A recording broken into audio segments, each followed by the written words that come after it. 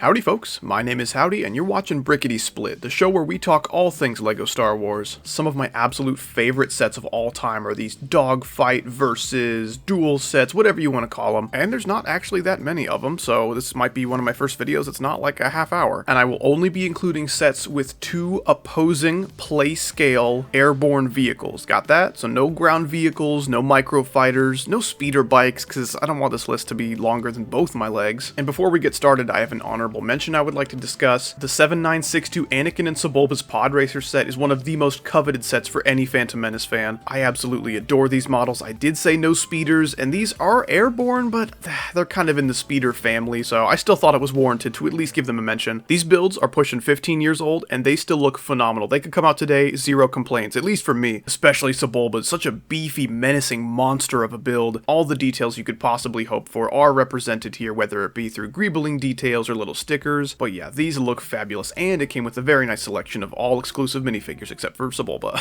Without further ado, let's get into things with fittingly the oldest set on our list, the 7150 TIE Fighter and Y-Wing set. It's actually not a TIE Fighter, that's Darth Vader's TIE Advance, baby, but this definitely looks like it's 25 years old, especially at the front of the Y-Wing with this Minecraft looking shaping here. Now, credit where credit is due, the pieces were far more limited back then, so I'm sure the designers did the best with what they were given. I certainly couldn't do better, but these models certainly aren't very impressive by today's standards, or even the standards of its own era. It did come with a few figs, that classic Darth Vader, a Rebel Y-Wing pilot, and a nice little R5 astromech droid to accompany him. Nothing too crazy about this set. It doesn't even go for very much if you wanted to buy it new, but it was a fun introduction into these kinds of sets. And ironically, right next to the last place spot is the newest set on our list today. The 75393 TIE Fighter and X-Wing mashup set was unique. The play feature of being able to swap these wings on the models was definitely very fun and interesting, but I mean, at what cost, dude? These are kind of hideous. And even the normal builds aren't really that impressive. To make this mashup function work, there were lots of compromises that had to be made along the way that I think harmed its overall aesthetic appeal. Awkward looking X-Wing landing gear, replacing the TIE Fighter hatch with a bunch of pieces and stickers, but all in all this could have been way worse, especially considering how ambitious and outside the box this idea is. But I mean, these bland minifigures and models that look like this, they're not going to be selling like hotcakes anytime soon. And that is pretty much it for the negatives. Everything from here on in is really quite good. The 7256 Jedi Starfighter and Vulture Droid set was a classic from 2005. This was the second time we saw two starships in a set duking it out, unless you count the re-releases of the TIE Fighter and Y-Wing, which I do not, but this was an arguably good value. These two builds for $20, sign me up. That Vulture Droid is a splendid upgrade over its 1999 predecessor, sporting that brand new Separatist blue rather than the Trade Federation brown. It's also decked out with a little more firepower as it chases down Anakin and his Jedi Interceptor. This is the first time we saw this vehicle created in LEGO, and I think the shaping here was captured splendidly for how few pieces they needed to use. And speaking of few pieces, R2 is missing his body and legs. He's just a head for the set, which that's okay. Not a huge deal breaker. At least that Anakin minifigure's looking good with that printed on headset. And did I happen to mention this Jedi Interceptor model also comes with foldable landing gear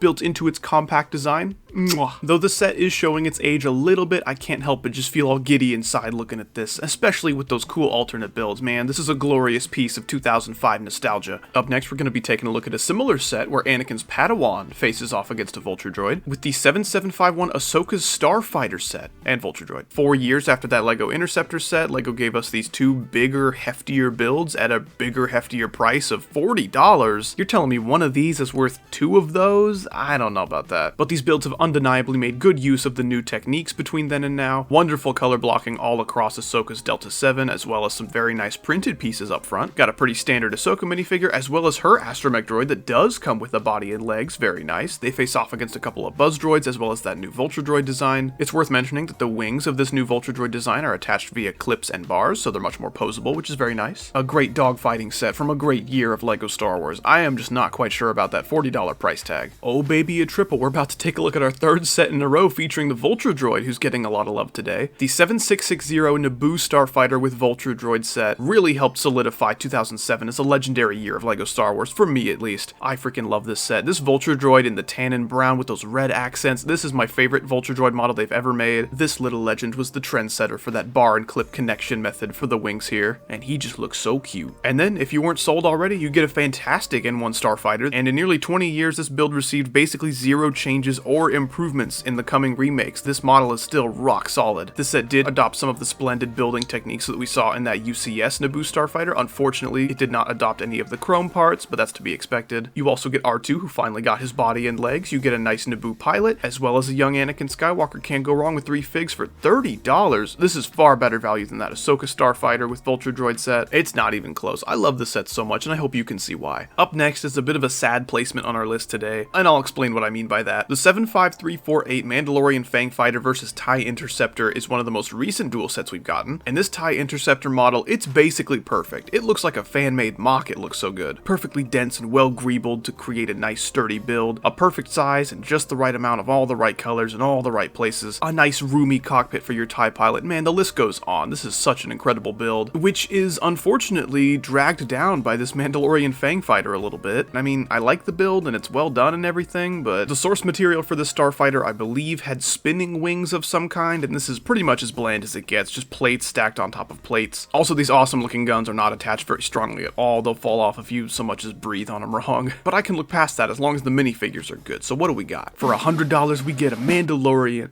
a TIE Fighter pilot, an astromech droid, and a Mandalorian fleet commander. That's it? I'm being generous calling the astromech droid a minifigure, and the TIE pilot and Din Djarin are minifigures we've gotten many times before. So the star of the show is this guy? If the Mandalorian Fang Fighter build more accurately represented its source material, and if we got a couple extra minifigures, or even unique minifigures instead of these 4, this could have been way higher on the list. But for now, you have this beautiful TIE Interceptor model to thank for this set getting as far as it did. It absolutely carried. Up next is one of my personal favorite sets of all time, and maybe a set that should have been an honorable mention. Maybe take it with a grain of salt, but we have the 7133 Bounty Hunter Pursuit. Now, I did say these had to be airborne vehicles that weren't speeder bikes, and they're kind of speeders, but I mean, look at them go. They're pretty up there if you ask me. I went over this build more in depth in my ranking every 2002 LEGO Star Wars set video. Highly recommend you go check that out if you're interested, but let's quickly go over my many passionate feelings for this set. These builds, they are gorgeous. They are smooth, they are sleek, very vibrant colors, unique part usage, the whole 9 yards, everything you could ask for. Zam Wessel's ship has this remarkable spring-loaded play feature where you pull a couple pieces on the back and these 2 front wings just fall off, so you can act out these awesome crash landing scenes, and you can put the wings right back on and they're sturdy, they won't fall off unless you pull those pieces. It is fantastic. One of the best play features I've ever seen in a set, and for only $30, I mean, they went above and beyond. Anakin and Obi-Wan's vehicle is also decked out with some fantastic part usage. These nice little windows, these chrome-plated coffee mugs that are used as the headlights or rear view mirrors maybe. You got a trunk in the back that can open up and store stuff. Man, I could go on and on about this set and its awesome minifigures. The only downside there really is the yellow skin, which doesn't super bother me. I kind of like the classic feel, but I understand how that might be a detractor for you. And if you don't think this set should count towards my list, I totally get it, but I'd never forgive myself if I excluded this legendary set from my list here today. Easily one of the most unique sets of all time. I love it. Now, getting into the top 3 of our list, we have another strange and anomalous set. The 7283 Ultimate Space Battle set is one of the most legendary examples of bang for your buck in the history of LEGO Star Wars. Just $50 got you Anakin's Jedi Interceptor, Obi-Wan's Jedi Interceptor, 2 Vulture droids, and a Tri-Droid. If I knew about this set during its very limited run between October and December of 2005, exclusive only to Target, I would have taken their entire stock, dude. That same Interceptor build is replicated for Obi-Wan's in a much more pleasing color palette, I think. They look gorgeous together. And this droid Tri-Fighter joins the fight. This set was also sold on its own back in 2005. I do not have $360 to buy this set new, but I did buy that Tri-Droid, and it is such a fun and unique build. There's even a little bubble cockpit that opens up so you can pilot it with your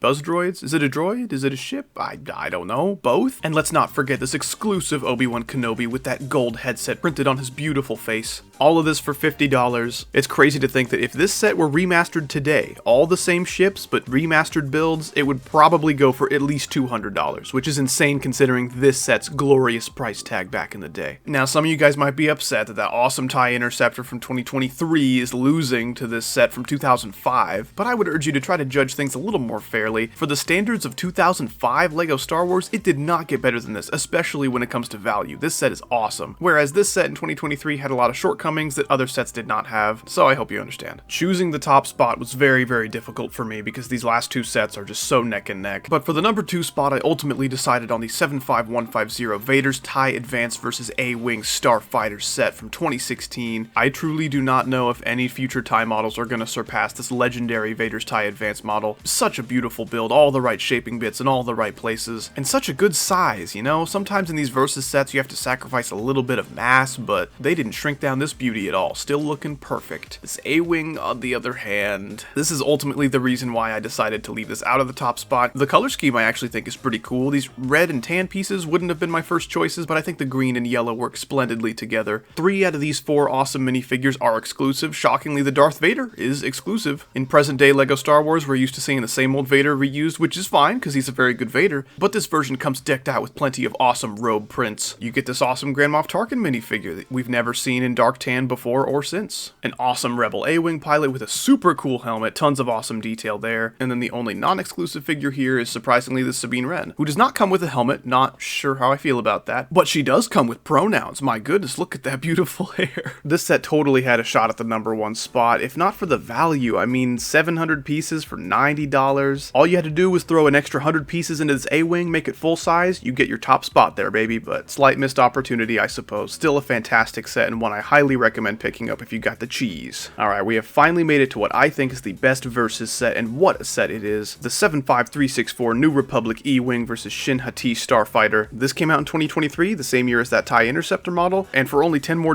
I see a lot more value in this dual pack. These two beauties are packed full of awesome details and features while also being screen accurate, which is very nice to see. This is the first time we're officially seeing an E-Wing in LEGO Star Wars, which is very nice, unless you count Jek 14 Starfighter, which I do not. And man, this build is complex and satisfying in all the right ways. It's a great size, something I'd feel comfortable shelling out $55 for. It's got foldable landing gear, some of the best I've seen. The only things I'm not really digging are the numerous stickers and this Astromech's very shallow seating. He's a little proud, that's for sure. Well yeah, this build absolutely brought the heat, and just as much heat coming from that Shin Hati Starfighter. I love the design here, harkening back to like old World War II fighters while also kind of resembling General Grievous's Starfighter, which is also one of my favorite Starfighters. I like how the details on top of these wings are not symmetrical. It makes it feel like it's, you know, actually war-torn. It's been through some battles. It's survived some dogfights. You better watch out. Also, plenty of firepower and storage compartments on this set. Wonderful to see at such a reasonable size. Another build I would comfortably spend $55 on. And the minifigures here, all 5 are exclusive, baby. That's what I like to see. The New Republic Astromech droid is really the only name we have for this guy. People just call him the IKEA Astromech droid. Captain Porter sporting that blue and white jumpsuit with an awesome looking helmet. And then you got the baddies, that Morgan Elsbeth, Shin Hati, and Baylan Skull. There is a pretty high chance that none of these figures will be seen in LEGO again, but I am so glad they had the chance to be made in this awesome set. They all look gorgeous. This to me is a timeless Versus set. I love it so much. It's a shame that we only had it for just over a year on shelves, but you can still find this pretty cheap online, new sealed in the box, and I highly recommend you do so if you don't have it already. This is one of my favorite sets of all time. And that is going to do it for our very modestly sized list here today. I'm sure you agreed and disagreed with plenty. Be sure to let me know all about it down in the comments. I love reading the comments and talking LEGO Star Wars with people. And if you liked what you saw on the channel here today, I'll be sure to throw a couple more videos up on the screen that you may enjoy. Once again, I am Howdy. This has been Brickity Split. Thank you so much for watching. I love you,